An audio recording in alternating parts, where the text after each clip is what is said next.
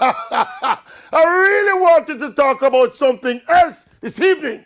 But what else is there to talk about?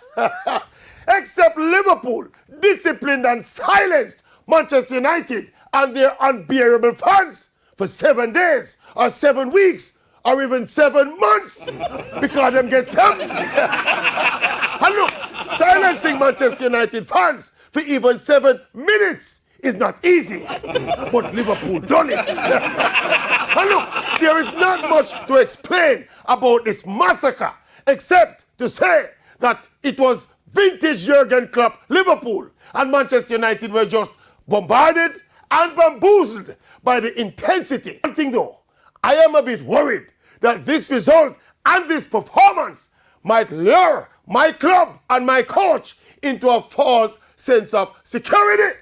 To think that this Liverpool squad, we as Liverpool fans, will never stop living it up, as we will never, ever walk alone. 7!